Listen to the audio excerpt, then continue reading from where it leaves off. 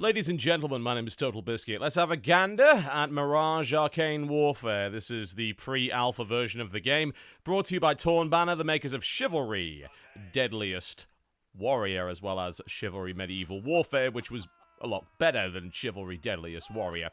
This is the next game in their series of what could be described as melee-focused multiplayer combat games, and this time around they've taken somewhat of a fantasy twist to the idea.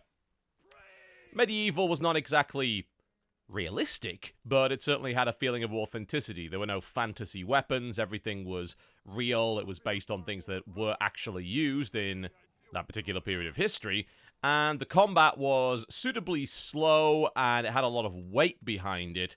It was very much designed to feel like what you would assume a medieval duel would feel like.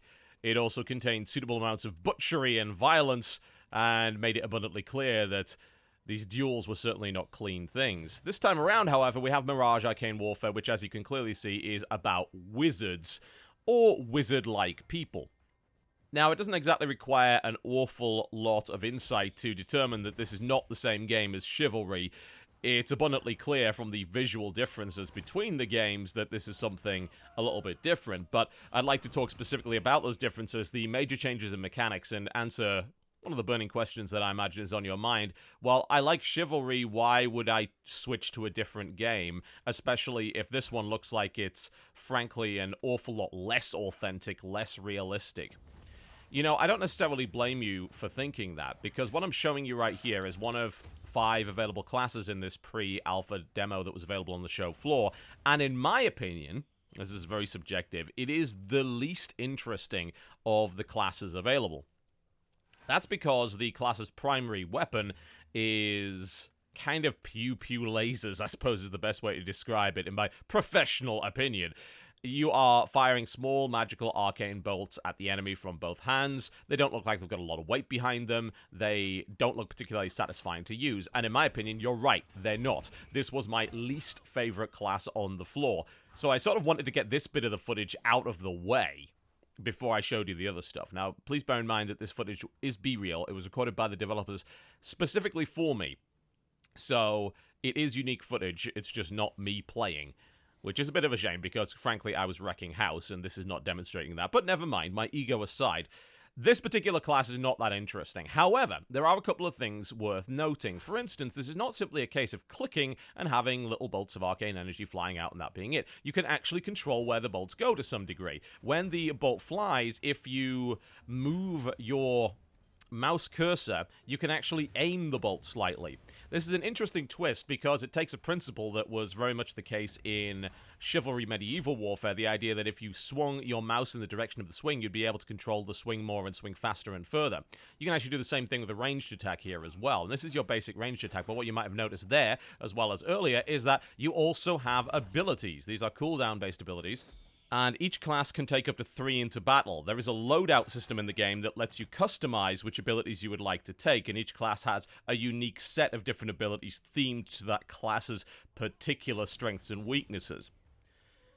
This is probably going to remind you a little bit of Overwatch and plenty of other games that are going down the route of having a weapon, a primary, possibly a secondary, plus some cooldown-based abilities. You can claim, if you want, that that's inspired by Dota and League of Legends, and I assume to some degree that it is, but that's also something that was kind of true in Team Fortress back in the day, with the exception of those abilities actually being items, as opposed to hotkeyable skill shots, you know? I'd consider something like the Girardi, for instance, from Team Fortress 2, to be a cooldown-based ability. And there are a couple of other items in Team Fortress 2 that qualify there, so I think the history of adding those to the games goes back way further than something like Dota or League of Legends. But I think it's a fairly welcome addition. I think it spices things up. And you could really argue it's just a translation of limited equipment. I mean, hell, Call of Duty has limited grenades and abilities you can use. They've had those for a while. And it does tend to give you a little bit more diversity in terms of your skill set and the kind of things that you can do in battle. It means that you've got more decisions to make as well. That doesn't necessarily mean that I like this particular class, but he does have a couple of little fun tricks up his sleeve. The blink, for instance, that you saw earlier, the ability to throw that kind of arcane bomb, which was on E, and also You're able to spawn an angry bird, as you can see. Oh, once we just toss this arcane bow, I'm going to spawn the bird here. And you can actually direct where the bird goes. I was able to curve the bird around a corner, which resulted in a kill, which is quite a skillful little move, actually. And it's certainly something that I think some people will enjoy with this particular class, the ability to aim those shots like that rather than just spamming them away. Personally, I was never a huge fan of ranged classes in Chivalry.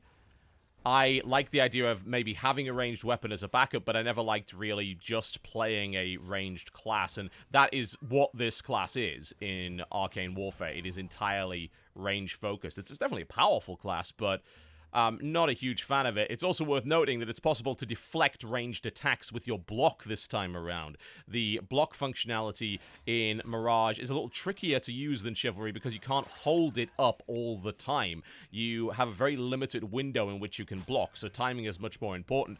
But the advantage of that is it also lets you deflect ranged attacks coming your way, and since there is a fairly large selection of different ranged abilities and attacks in Mirage compared to Chivalry, it's fairly important to have that method of defense, otherwise melee-focused classes would end up just being horribly frustrated.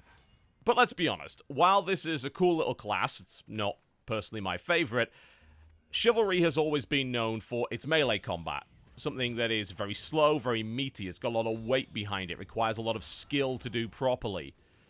So let me show you a class that can do that, and tell you whether or not I think the melee combat is actually up to its predecessor standards. Now, this is one of the heaviest classes in the game. Very tough. He has a giant two-handed magical mace, but that's not all he can do.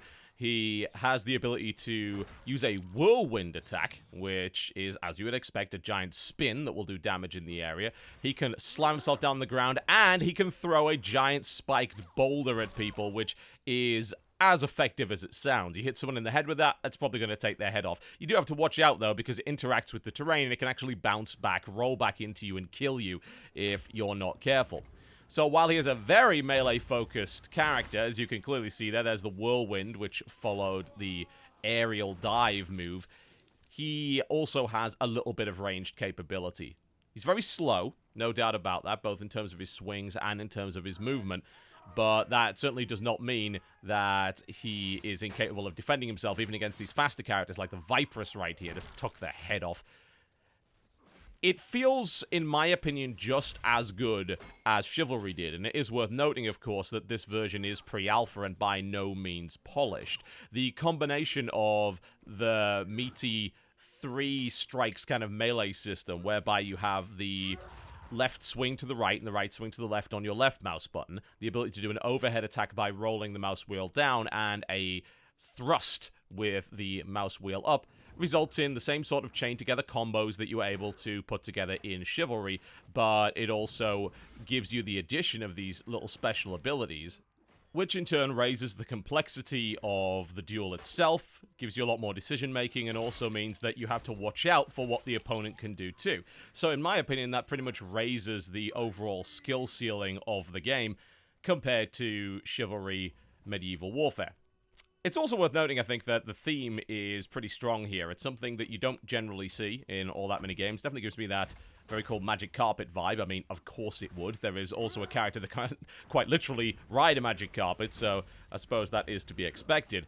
But it's not a theme that's explored all that much, I feel. It's not that I don't like authentic medieval combat. I love it. I've stated many times before that I do like Chivalry Medieval Warfare, although full disclosure, we have done sponsored tournaments with that game in the past, so bear in mind my opinion is probably quite colored by that fact. But I do like something different as well, and there isn't really all that much on the market that can be said to be doing exactly what Mirage Arcane Warfare is trying to do, especially with the mix of melee and magic. There are games that have done pure melee, and there are games that have done pure magic, but there aren't all that many games that have mixed the two, and kept them both as valid choices in combat. The melee weapons are not weak by any stretch of the imagination, but neither is the magic either, and you're not limited to only using one or the other. You can use both. It does depend on which class you choose, no doubt about that.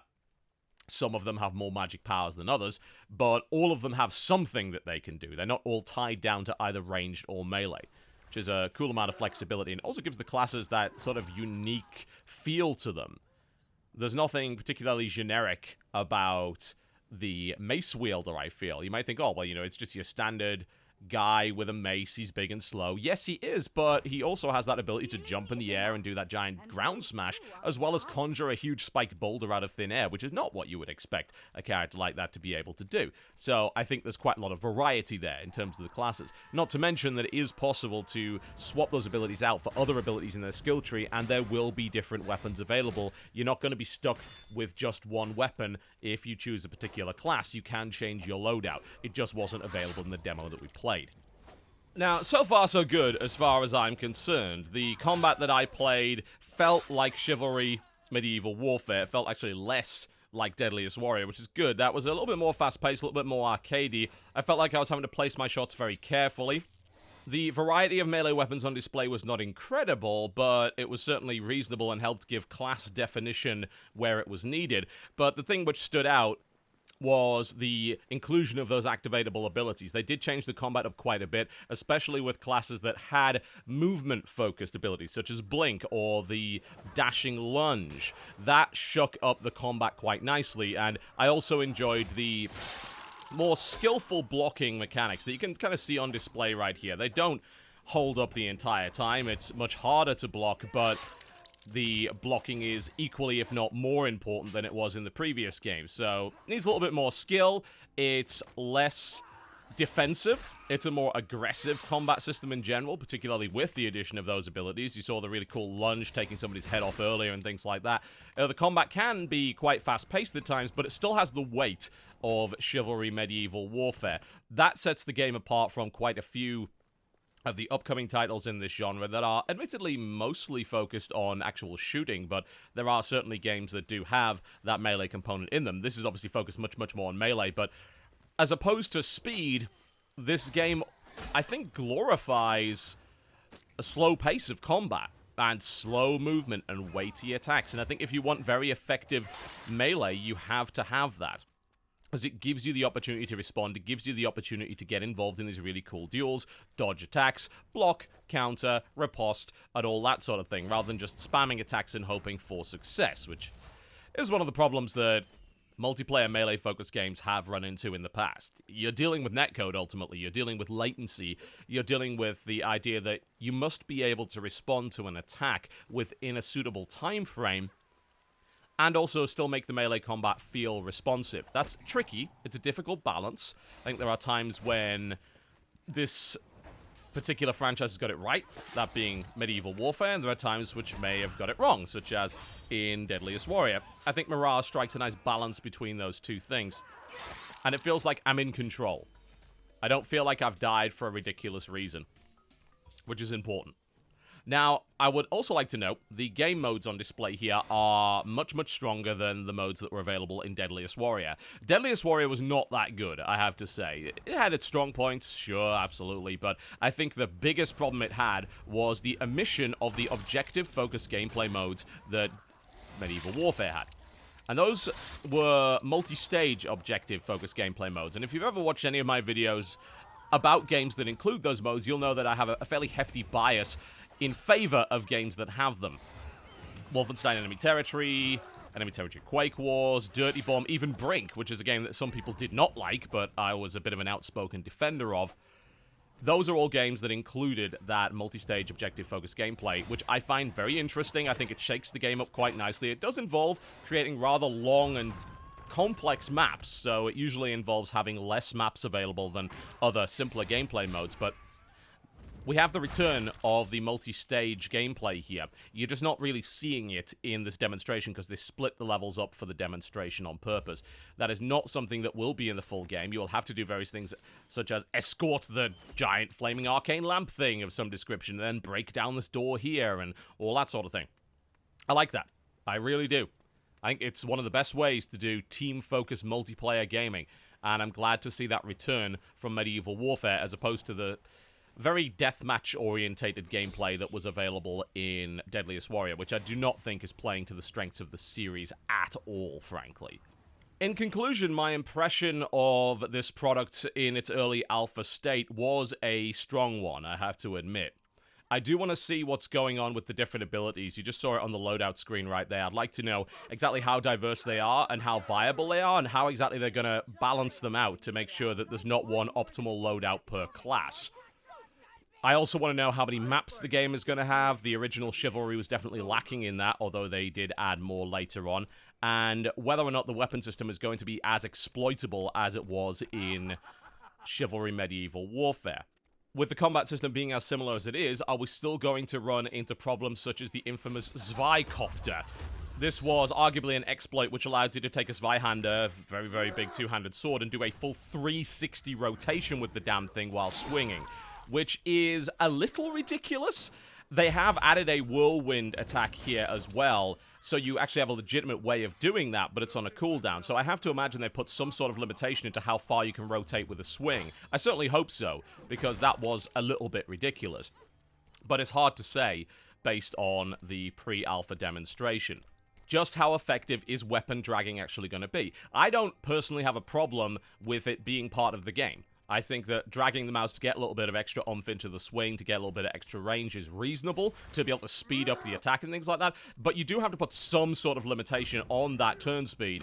Otherwise, you will end up with people being able to swing so incredibly fast that you're not able to block. You need something to limit it, something to stop it from becoming unrealistic and ridiculous, and more importantly, unbalanced. You know, we're not really concerned so much with realism in Mirage, Arcane Warfare with magicians in it, but we are a bit more concerned about weapon balance and the way that the duels actually play out. I also have a degree of concern about spammable attacks and just how messy large melees can get. I mean, in Medieval Warfare, you already had very messy combat with people just swinging large axes, hitting friend and foe alike. Now you have that plus AoE abilities. Is that going to be a concern? Not entirely sure. It's possible. I personally did not really experience too many really terrible melees, but I think we were playing 6 versus 6. We were not playing any of the larger game types. So those large battles in which you just swung your large weapon and hoped for the best didn't really happen in the demonstration. I don't know if they plan on limiting the number of players, but I don't think the PC community will actually like that all that much. They would prefer to be able to take control of the size of the servers themselves rather than be artificially limited by that. But I did enjoy what I played of it. The combat has a suitable amount of weight to it. It does evoke Medieval Warfare, while also adding a bunch of really cool arcane abilities and class diversity into the game. The objectives were, for the most part, well varied, and I like the idea that you're going to have multiple objectives, one after the other, in order to win the series of levels. That's something I loved from Medieval Warfare, as well as Dirty Bomb Brink and games like that, so I think that that is a good idea. There will naturally be concerns from some players as to whether or not this game is going to be properly supported. Deadliest Warrior was arguably abandoned by the developer. It was not really patched and updated as much as people expected it to be, especially since Chivalry had a reasonable amount of post-launch support for several years. Now, there's a level of expectation that's reasonable and a level that is not. I think the level of support they gave to Chivalry Medieval Warfare was reasonable, but the level of support they gave to Deadliest Warrior was not. So, what will Mirage have, and will people be willing to buy in? I think it's both predictable and reasonable to have a level of suspicion of a new product, especially when the last product wasn't supported all that well. And yes, it may hold people off from buying it. That's reasonable. You know, that's both your right as a consumer and, in my opinion, your duty. If you don't trust the developer, then don't buy their products. Don't give them money. But from what I've played of the game so far, I think this is suitably different from Medieval Warfare while still evoking all of the good traits of that game, and it should hopefully attract a relatively large audience. I did enjoy the time with it. There is very little more enjoyable in life than grabbing a giant mace and taking somebody's head off, or indeed, probably the most fun thing in the game, throwing a huge spiked boulder down a corridor and obliterating several enemies with it. That feels awesome.